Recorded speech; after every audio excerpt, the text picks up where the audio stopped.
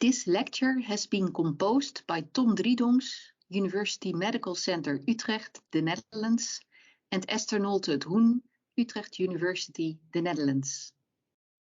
In this lecture, we will discuss the discovery of extracellular Y-RNA, its presence in extracellular vesicles, the presence of Y-RNA in various biofluids, the detection of Y-RNA fragments versus full-length forms, and extracellular Y-RNAs as potential biomarkers for disease.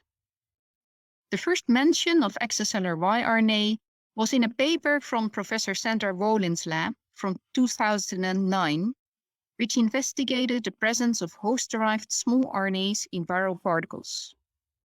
And by Northern blot analysis of intracellular and extracellular RNA from murine leukemia virus-infected cells, they showed that Y3-RNA is prominent in pelleted viral particles.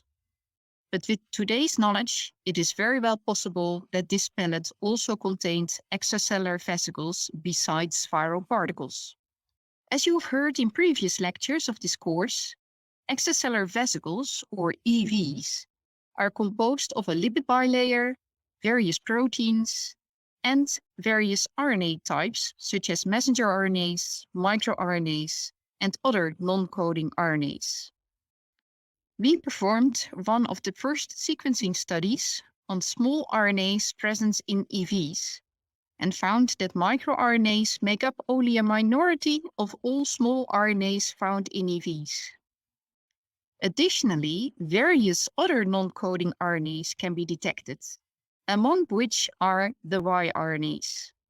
Since then, many other studies have confirmed these results, and it appears that Y-RNA is one of the most abundant RNA species in EVs.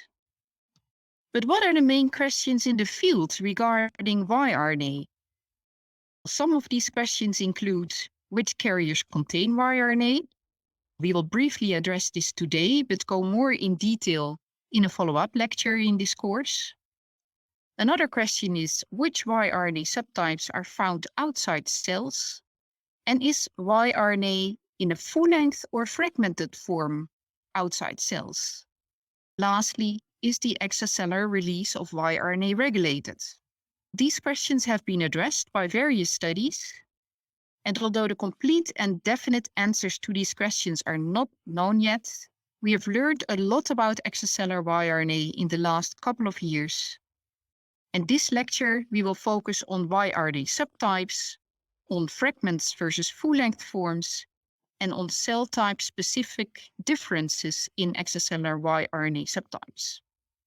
Here's a list of papers which we summarized in our review from 2019, which lists all studies that have detected extracellular Y-RNA by RNA sequencing. You can appreciate that Y-RNA is detected in culture supernatants of various cell types and also in various biofluid types. What do we know about Y-RNA in cells?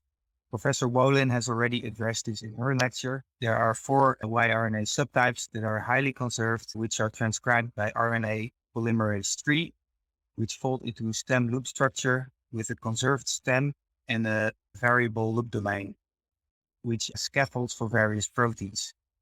Y-RNAs are reported to be involved in RNA quality control, stress response, and DNA replication. Now back to our list of sequencing studies. We observed, making this list, that most studies found most abundantly Y-RNA4 in their extracellular preparations. But some other studies recorded that other Y-RNA subtypes were more abundant in their system. This suggests that there may be cell type-specific differences in the release of extracellular Y-RNA subtypes. Please note that all of these studies were done with RNA sequencing, which is not an optimal method for detecting full-length Y-RNA subtypes. Also, different studies use different EV isolation protocols, which may additionally affect the results. So, are there cell type-specific differences in Y-RNA release? We have performed a comparative analysis of EVs released by the most prominent block-related cell types, which are PBMCs, endothelial cells, neutrophils, erythrocytes, and platelets. We isolated EVs from the culture supernatant by density gradient centrifugation and then quantified the Y-RNA subtypes by RT-qPCR. We observed that Y-RNA subtypes were detectable in EV preparations from all the different subtypes. When we looked deeper into these data, we noticed that there were some differences in Y-RNA subtype composition, which we studied further by calculating the ratios between each Y-RNA subtype. You can appreciate here that mainly the neutrophils released relatively high Y4 levels compared to Y3 and Y1, which suggests that indeed the Y-RNA composition of EVs is cell type dependent. Other important topic in the field of extracellular Y-RNA is whether this type of RNA is released in fragmented or in a full-length form. Because many small RNA sequencing studies have reported the detection of Y-RNA fragments. We have summarized these studies and observed that most often fragments from the stem region are reported. These fragments are between 21 and 31 nucleotides in length and derived from the 5' and 3' ends. But the 5' region is more often reported than the 3' end. It was speculated that these fragments may function similar to microRNAs, but this turned out not to be the case. The question remains how abundant these Y-RNA fragments truly are. Because as we mentioned before, methods matter. For instance, RNA sequencing is not optimal for accurate detection of full-length Y-RNA. Additionally, the type of EV isolation that you do before RNA analysis may induce biases for Y-RNA subtype quantification. We will give some examples now for each of these points.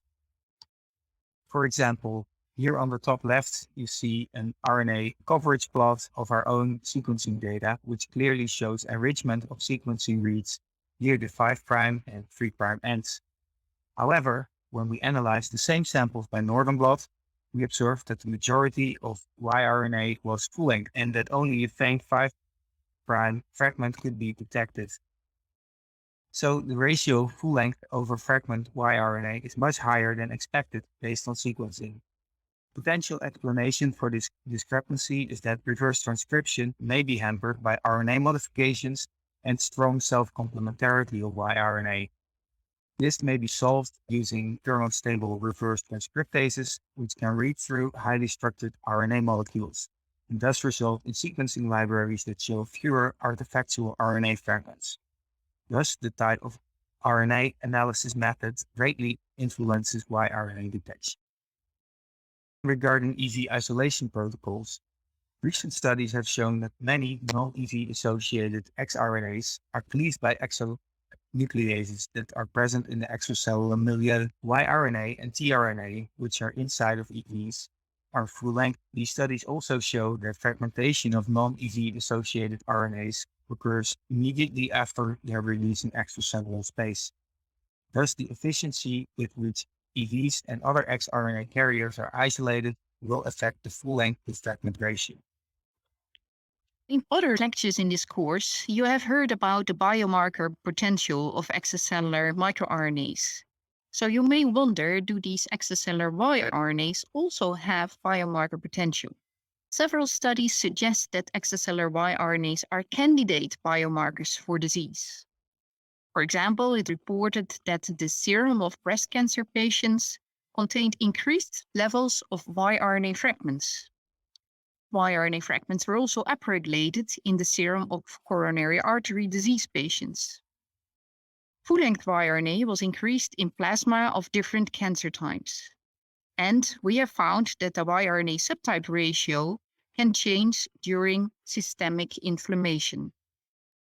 So these first data suggest that the release of Y-RNA is regulated and that the changes in the amount and type of Y-RNA in body fluids may be indicative for ongoing disease processes.